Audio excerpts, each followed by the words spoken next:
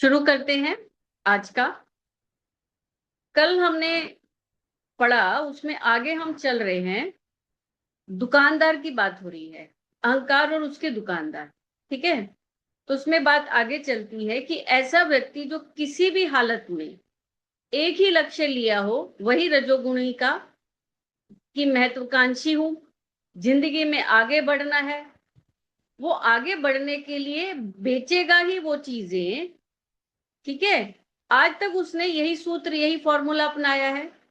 आप भी उसकी जिंदगी में आओगे तो इसीलिए आओगे कि वो आपका इस्तेमाल करके आगे बढ़ेगा।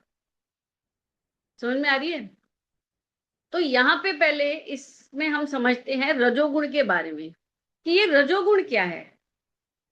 आपने सुना होगा प्रकृति के 3 गुण होते हैं, सतोगुण, तमोगुण और रजोगुण।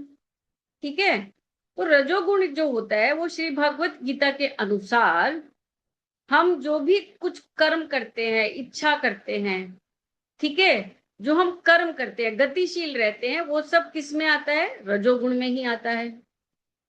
तो लक्षण क्या क्या होते हैं? तो रजोगुणी व्यक्ति जो होता है वो ऐसा व्यक्ति होता है जो हमेशा नई नई इच्छाओं को, महत्वाकांक्षाओं से हमेशा घिरा रहता है। उसे अपने कर्मों के फल, धन संपत्ति, नाम और परिवार से बहुत ज्यादा मोह होता है। रजोगुण से जो प्रभावित व्यक्ति होता है उसका मन कभी भी शांत नहीं होता। उसमें हमेशा कुछ ना कुछ करने की छटपटाहट होती है। फिर उसमें क्या रहता है कि यह मैंने किया, या मैं ही यह कर सकता हूं वाली भावना हमेशा रहती है। क्लियर? तो इससे फिर क्या होता है कि जो रजोगुण व्यक्ति होता है वो बहुत मेहनती हो जाता है। वह दिन रात अपने लक्ष्य को प्राप्त करने के लिए पूरा कर देता है, दिन रात मेहनत करता है। फिर और क्या करता है ऐसा आदमी? वो समाज में खुद को दूसरों से श्रेष्ठ, महंगे शौक रखना, हर क्षेत्र में प्रतियोगिता में कंपटीशन की भावना उसके अंदर हमेशा रहती है। ठीक है, फिर क्या रहता है? उसको जितना ज्यादा मिलता जाता है उतने से वो कभी संतोष नहीं होता। तो उसे हमेशा होता है मुझे और अधिक पाना है, और अधिक पाना है। बात समझ रहे हैं? तो वो कहते हैं कि रजोगुण के बढ़ने से व्यक्ति को दुख की प्राप्ति होती है। क्यों? क्योंकि इच्छाएं कभी पूरी नहीं होती, और जब इच्छा पूरी नहीं होती तो क्या होता है? क्रोध आता है। और जब पूरी हो जाती है अगर इच्छा, तो क्या आता है? फिर लोभ आ जाता है, अहंकार और बढ़ जाता है। क्लियर? तो फिर क्या होता है कि जब मृत्यु के समय यदि रजोगुण उसके जीवन में प्रधान होता है तो मनुष्य को दोबारा इसी कर्म प्रधान के लिए संसार में जन्म लेना पड़ता है। क्लियर हो रही बात? तो संसार को चलाने के लिए, प्रगति करने के लिए, कर्म करने के लिए रजोगुण होना बहुत जरूरी भी है। इसके बिना भी कोई बिजनेस नहीं हो सकता, किसी प्रकार का कोई विकास संभव नहीं हो सकता। जो भी हम देश में तरक्की दे रहे हैं वो इन्हीं लोगों की वजह से तरक्की है। क्लियर? लेकिन जब ये अनियंत्रित हो जाता है, ज्यादा बढ़ जाता है, तो अहंकार का रूप ले लेता है। ठीक है, और फिर जब अहंकार का रूप लेता है तो क्या होता है? फिर उससे उसके जीवन का पतन होना शुरू हो जाता है। बात समझ में आ रही है? तो फिर यहाँ पे यही चीज है कि जो महत्वाकांक्षाएं हैं रजोगुण की, और ये अहंकार की जो ये सब दुकान है, ये सब बहुत इतना झमेला जैसा है कि अगर हमने इसको नहीं समझा तो ऊपर से निकल जाएगा। ठीक है, तो अहंकार की दुकान क्या है? हमारे अंदर अत्यधिक अहंकार आ जाना। अहंकार सब में होता है, लेकिन अत्यधिक हो गया तो फिर तो हमारी दुकान ही हो गई, बिजनेस हो गया वो हमारा। क्लियर? जो ये रजोगुणी व्यक्ति होते हैं, महत्वाकांक्षी होते हैं ये, है ना? तो इनके लिए क्या रहता है कि ऐसा व्यक्ति जब भी अपना लक्ष्य तय करेगा उसे हर हाल में हासिल करेगा। फिर उसके लिए सही गलत कोई ज्यादा फर्क नहीं रहता, उसके लिए उसका लक्ष्य, उसका टारगेट इंपॉर्टेंट रहता है। क्लियर? रजोगुण व्यक्ति को हमेशा क्या लगता है? कर्म करना है, नाम हो उसका, पहचान बढ़े उसकी, उसे सत्ता हासिल करना है। पॉलिटिक्स में चला जाता है वो फिर एक तरह से, ठीक है। तो ऐसे जो व्यक्ति होते हैं वो कभी शांत नहीं रहते। फिर जीवन में आगे बढ़ने की भूख उसे हमेशा दौड़ाते रहती है। क्लियर।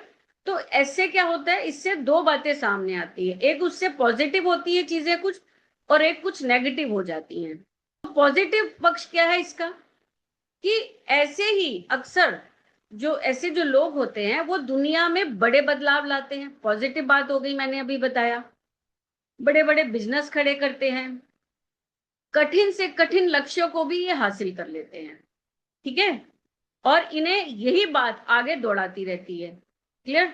और इसका नेगेटिव साइड क्या है, नकारात्मक साइड क्या है, कि जब आगे बढ़ने की चाह अहंकार के अंदर बहुत ज्यादा आ जाती है तो वो व्यक्ति एक तरह से अंधा हो जाता है। वह दूसरों को छोटा समझने लगता है, वह आगे बढ़ने की इसी चाह के लिए गलत रास्तों को भी अपना लेता है। क्लियर। और इससे उसकी मानसिक शांति भी खत्म हो जाती है। हमारी एक बात आती है कि हम जैसे सीढ़ियां चढ़ते हैं, ठीक है। तो सीढ़ी जब चढ़ते हैं तो हम क्या करते हैं, एक सीढ़ी के ऊपर पैर रखते हैं फिर दूसरे पे चढ़ते हैं। क्लियर। तो हम जब एक सीढ़ी पे पांव रखते हैं तो इसलिए थोड़ी कि पांव वहीं पे जम जाए, उसी सीढ़ी पे चिपक जाए, नहीं ना। या हम ऐसे करते हैं, सोचते हैं कि अरे हम तो यहीं खड़े रहेंगे, हमें तो सीढ़ी से प्यार हो गया है। नहीं। तो सीढ़ी पे पांव रखा इसलिए जाता है ताकि उस पांव उसके ऊपर पांव रख करके आगे बढ़ा जाए। क्लियर।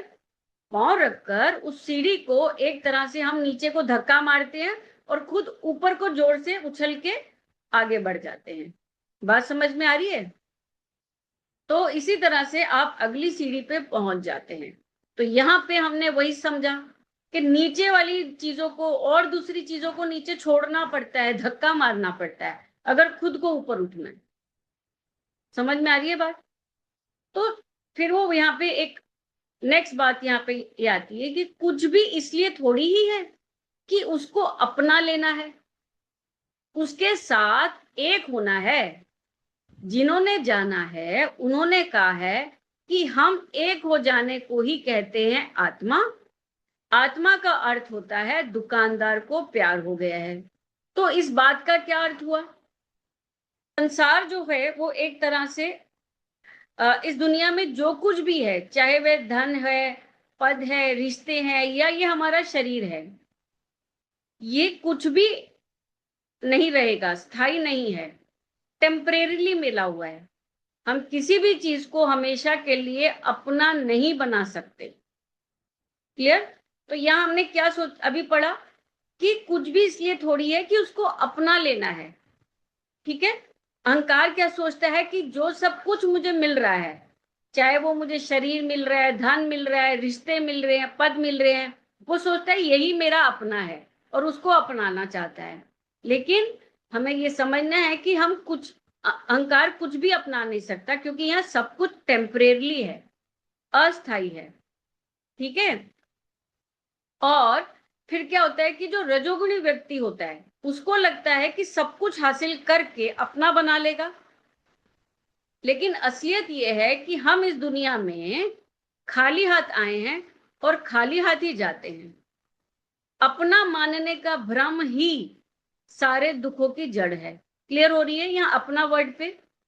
फिर प्रकृति ने हमें चीजें उपयोग करने के लिए दी हैं, उन पर कब्जा करने के लिए नहीं, ठीक है। उन्हें अपना कहकर तिजोरी में बंद करने के लिए नहीं दी। तो जब हम चीजों को सिर्फ एक साधन मानते हैं तो जीवन में शांति रहती है। समझ में आ रही है बात।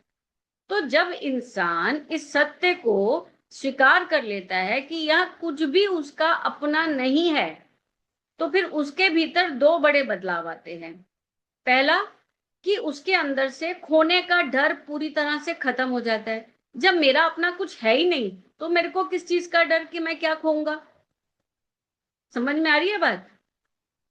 फिर उस व्यक्ति के जो अपनी महत्वाकांक्षा है, ठीक है, जिसके पीछे वो भागता है, फिर उसके पीछे भागना बंद कर देता है। फिर वो कर्म करता है लेकिन उसके फल की इच्छा नहीं करता, उससे चिपका नहीं रहता। बात समझ में आ रही है? जो ऋषि मुनि रहे हैं हमारे, या जैसे कबीर जी रहे हैं या बुद्ध रहे हैं, ठीक है, लोगों ने यही कहा है कि जीवन का जो अंतिम लक्ष्य है वो किसी चीज को अपना बना लेना नहीं है, ठीक है, बल्कि उस परम सत्ता के साथ एक हो जाना है, ठीक है, उसके साथ एक हो जाना है। मतलब अध्यात्म की भाषा में एक हो जाने का मतलब है अद्वैत। अद्वैत हमने पहले भी पढ़ा, अद्वैत का मतलब है यहां कोई दो चीज है ही नहीं, यहां सिर्फ एक ही चीज है, तो उसके साथ मिल जाना, उसके साथ जुड़ जाना। क्लियर? तो उसको वो इसी बात को समझाते हैं कि हम जो मनुष्य है वो एक एग्जाम्पल से समझे कि जब तक पानी की एक बूंद अलग रहती है, ठीक है, तो उसका अपना एक छोटा सा अस्तित्व होता है। उस अस्तित्व को ही, क्योंकि वो अलग है,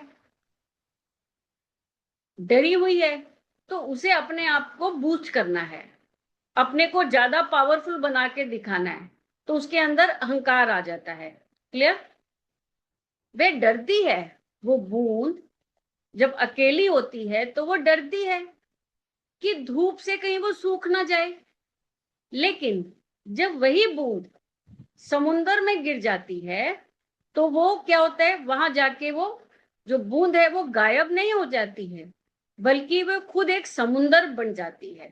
क्लियर हो रही है? तो इसी को बोलते हैं एक हो जाना। क्लियर? तो इसीलिए कबीर साहब जी हैं, उन्होंने भी इस बात के लिए बताया है कि जब उस परमात्मा को खोजते खोजते, वो वही कह रहे हैं कि एक उसका उनका भजन है जिसका अर्थ है कि कबीर जी उस परमात्मा को खोजते खोजते कबीर खुद ही खो गए। अब वो बूंद समुंदर में ही समा गई, तो उसे अलग से कैसे ढूंढा जा सकता है? समझ रहे हैं? बूंद जब समुंदर के अंदर चली गई तो बूंद को कहां से ढूंढ के लाओगे? क्लियर हो रही बात? तो यहाँ पे यही बात बोली है कि जो हम बोलते हैं अपना, ये कौन बोलता है? अहंकार बोलता है। तो उस मैं को मिटाना ही एक हो जाना है। मैं को मिटाना मतलब उसी अहंकार को, मैं को मतलब जो हम हर समय मैं बोलते हैं, मैं मेरा। क्लियर? तो अहंकार और परमात्मा जब एक साथ नहीं रह सकते, जब तक इंसान के अंदर मैं का भाव रहता है कि मैं डॉक्टर हूं, मैं अमीर हूं, मैं शक्तिशाली हूं, तब तक वह अलग रहता है। जैसे ही ये मैं मिट जाता है, वैसे ही वह व्यक्ति उस विराट ब्रह्मांड के साथ एक हो जाता है। समझ में आ रही है बात? तो जो हमने अभी रजोगुण के बारे में पढ़ा, महत्वाकांक्षा के बारे में पढ़ा, वो यही है कि वह व्यक्ति को मैं और मेरा में उलझा कर रखती है बात। कौन? रजोगुण, गुण है उसका, ठीक है। और लेकिन जब व्यक्ति ये जान लेता है कि यहाँ कुछ भी उसका अपना नहीं है, तो उसकी दौड़ रुक जाती है। यही ठहराव उसे एक के करीब लाता है। समझ में आ रही है बात? तो ये एक बहुत गूढ़ रहस्य है, उस एक के साथ मिल जाना। क्लियर हो रही है बात? कहते हैं कि अब बड़ी तकलीफ होनी है, पक्का घर बस जाएगा, दुकान उजड़ जाएगी। ज्यादातर लोगों को ये नहीं मंजूर होता सौदा, ठीक है। तो वो कहते हैं बेघर रह आएंगे जीवन भर, दुकानदार तो गरम रहनी चाहिए साहब, घर जैसा भी हो बर्बाद, दुकान चकाचक आबाद। समझ रहे हैं? तो चकाचक आबाद रहनी चाहिए दुकान। तो इसका क्या मतलब हुआ? इसका मतलब ये हुआ एक कि ये जो अहंकार की दुकान है, ठीक है, इसका अर्थ क्या है कि जो मनुष्य है, जो रजोगुणी मनुष्य है, या जो दुकान सजा के रखता है, ठीक है, और दुकान चकाचक रहनी चाहिए, ये सब अभी हमने पढ़ा ना। तो उसका अर्थ ये है कि ऐसे व्यक्ति के लिए समाज की वाहवाही, उसका स्टेटस, उसका पैसा, उसका नाम, वही सब कुछ रहता है। तो वो मुखौटों की जिंदगी जीता है। ये सब मुखौटे मुखौटे ही तो हैं। तो दुनिया को दिखाने के लिए उसकी दुकान, बाहरी जो जीवन है उसका, वो तो चमकती रहती है, लेकिन उसका जो अपना घर है, जो उसका आंतरिक जीवन है, उसका जो मन है, उसकी शांति है, उसके जो रिश्ते हैं, वो पूरी तरह टूट जाते हैं। क्लियर? फिर क्या होता है कि जो अहंकार है उसे लगता है कि उसकी पहचान उसकी सफलता से है, उसके चरित्र से नहीं है, उसके प्रेम से नहीं है। अक्सर हमने लोगों को देखा है इस तरह से बात समझते हुए। ठीक है, तो दुकान चकाचक रहने की इस जिद में उसे ये दिखाई ही नहीं देता कि जिस घर की शांति का की कीमत पर वह ये सब कर रहा है, उसके बिना इस सफलता का कोई मोल नहीं। क्लियर है? फिर इससे हमें एक बात और समझ में आती है, जिन्होंने सत्य को जाना है उन्होंने हमेशा कहा है कि सिकंदर हो या कोई भी बड़ा धनवान, अंत में बाहरी जो दुकान है वो यही छूट जाती है। जब जीवन का आखिरी समय आता है, तब तब इंसान को जाके समझ में आता है कि उसने जो दुकान सजाई थी वह तो सिर्फ एक सपना थी, और जो उसका अपना घर था, उसकी आत्मा थी, उसकी जो शांति थी, उसे उसने खुद ही अपने हाथों बर्बाद कर दिया। बात समझ में आ रही है? क्लियर है यहाँ पे?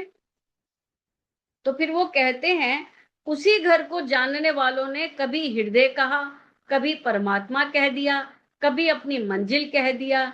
ठीक है, कभी आपका विश्राम कह दिया, कभी आपकी विश्रांति कह दिया। वो घर ही आत्मा है। तो विश्रांति का मतलब होता है जहां सारे संघर्ष, थकान, बेचैनी जो रहती है वो मिट जाती है और अंत में शांति ही मिलती है। क्लियर हो रही है बात? समझ में आ रही है? क्लियर? फिर वो कहते हैं, क्योंकि घर तो तभी रोशन होता है ना जब प्यार हो जाता है। ठीक है, तो अहंकार का प्यार में घर गुलजार, नहीं तो घर क्या है? कुछ नहीं। जब प्यार ही नहीं तो घर का क्या मतलब होता है? घर होता है रैन बसेरा। कौन सा घर? कुछ नहीं, कहाँ का घर? ठीक है, तो इसका अर्थ क्या हुआ? अर्थ ये हुआ कि अहंकारी व्यक्ति जो होता है, अहंकारी व्यक्ति का प्यार भी एक सौदा होता है। वह घर को गुलजार मतलब खुशहाल, अपनी खुशी के लिए नहीं बल्कि समाज को दिखाने के लिए करता है। उसके लिए परिवार भी उसकी एक दुकान का ही हिस्सा है। समझ में आ रही है बात? और अहंकार कभी भी निस्वार्थ प्यार नहीं करता। उसका प्रेम शर्तों पर टिका होता है। जब तक तुम मेरी मर्जी से चलोगे, मेरी हाँ में हाँ मिलाओगे, तब तक घर तुम्हारा गुलजार रहेगा। जैसे ही अहंकार को ठेस लगती है, वह गुलजार घर जो है पल भर में उजड़ जाता है। बात समझ में आ रही है? फिर असली त्रासदी तब होती है जब आगे बढ़ने की इस अंधी दौड़ में व्यक्ति के भीतर की जो भावना है, उसका जो प्यार है, वो ही खत्म हो जाता है। ये सबसे बड़े दुख की बात है। और जब इंसान के पास दूसरों के लिए समय नहीं है, संवेदना ही नहीं बची, फीलिंग ही नहीं बची, तो वह आलीशान मकान जो उसने बना रखा है और उसका जो अंदर का भीतर का जो मकान है, वो क्या है? वो सब मर जाता है। क्लियर हो रही है बात? तो फिर संतों ने भी इस बात के लिए यही कहा है, उनकी दृष्टि से, संतों की दृष्टि से उनका कहना है कि जब मैं था तब हरि नहीं, जब हरि है तब मैं नहीं। मतलब कि यहाँ हरि का मतलब है उस परम आनंद को कह रहे हैं, और मैं का मतलब है वो अहंकार। तो जब तक मेरे अंदर अहंकार था, हरि मुझे नहीं मिले, और जब हरि मिले तो मैं खत्म हो गया, मैं नहीं बचा। तो प्रेम गली अति सांकरी, जामे दो ना समाये। प्रेम की जो गली होती है उसमें एक ही रह सकता है। ठीक है, अहंकार नहीं रह सकता, दो नहीं रह सकते, उसमें जगह ही नहीं है। बात समझ में आ रही है? तो ये बात सीधे सीधे यही कहती है कि दोनों कभी भी एक साथ नहीं रह सकते। अहंकार को ही हटना है। क्यों हटना है? क्योंकि अंततः हमारा अंत ही यही है। क्लियर हो रही है बात? तो वो फिर आगे यही बात को कहते हैं कि हाउस हो और होम, इन दोनों में अंतर होता है।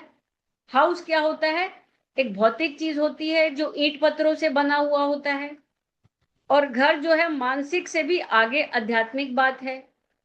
एक ही तरीके से कितनों ने तो बोला है, कभी कहते हैं बिल्कुल एक ही शब्द, चल कबीरा घर अपने, चल खुसरो घर अपने, दोनों में एक ही बात को कहा गया है। क्लियर हो रही है बात?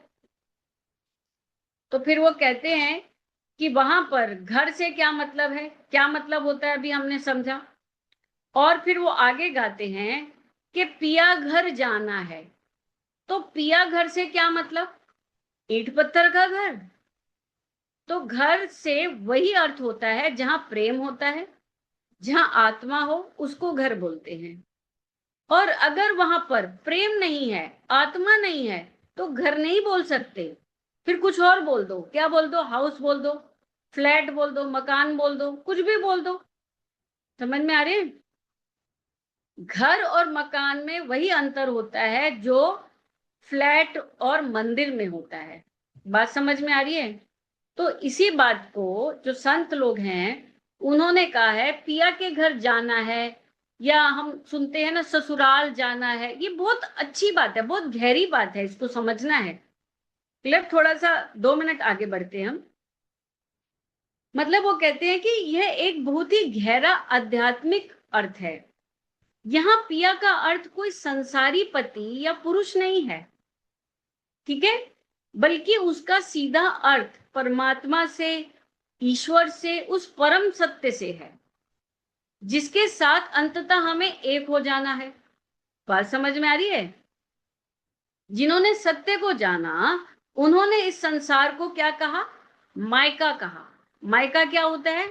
लड़की के माता पिता का घर। क्लियर? और परमात्मा के लोक को उन्होंने क्या कहा? ससुराल, पिया का घर।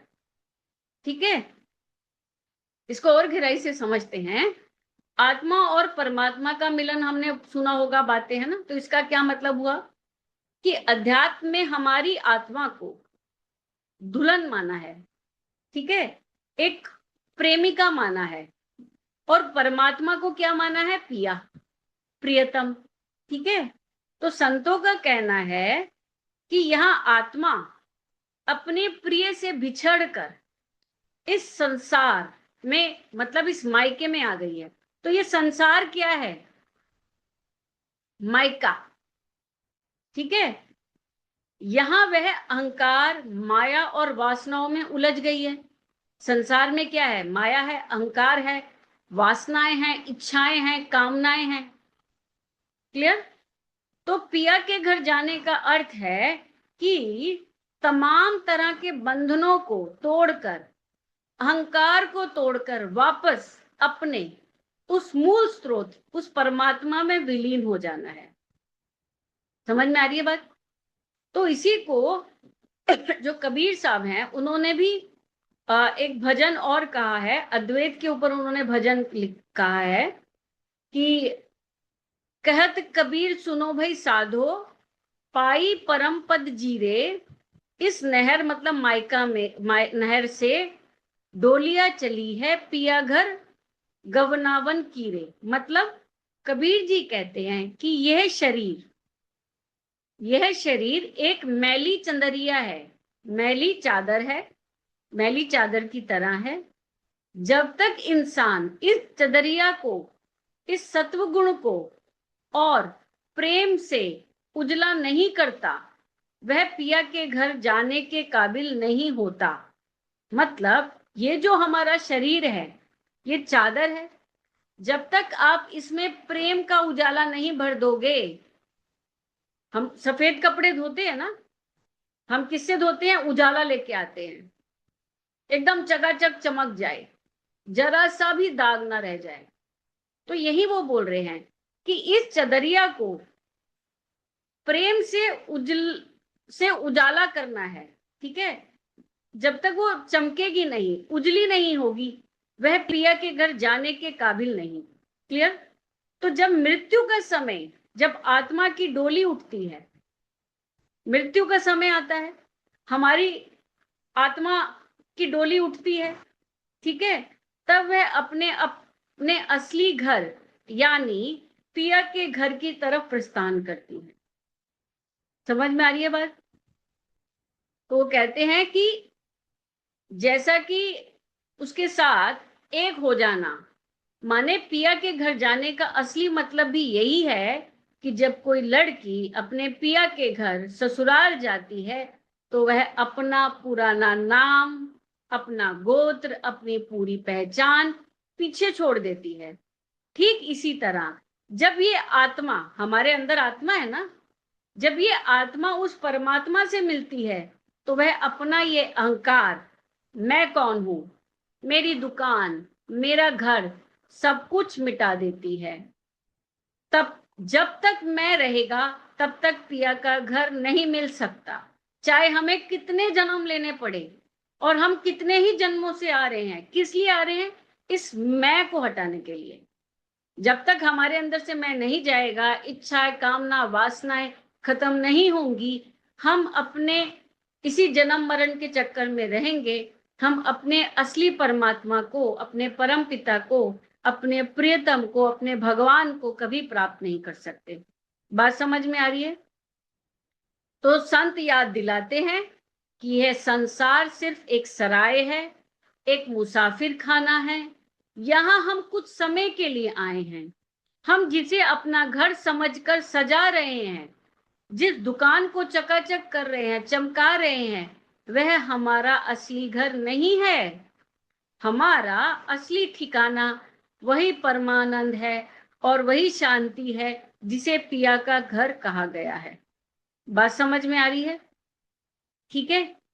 तो यहाँ पे शुद्ध प्रेम की बात कही है, अद्वैत की बात कही है। क्लियर? तो दुकान की अंधी दौड़ से हम शुरू होते हैं और पिया के घर पहुंचना है, हमें परम सत्य तक पहुंचना है। क्लियर हो रही है बात? अच्छी है ना बहुत? ठीक है। तो यही वो बात है कि यहां पर घर से क्या मतलब, संत यही गाते हैं पिया के घर जाना है, तो पिया के घर से क्या मतलब, ईंट पत्थर का घर नहीं है। ठीक है। तो क्या है, मकान और मंदिर में जो, फ्लैट और मंदिर में जो अंतर है वही है। क्लियर? समझ में आ रही है बात? ठीक है, आज के लिए इतना। ठीक है। बाकी कल पढ़ेंगे। बहुत गहरा ज्ञान है, अगर समझ में आया हो तो, और नहीं हम्म। आया तो हम दोबारा रिकॉर्डिंग डालेंगे, उसे समझना। ये परम सत्य है।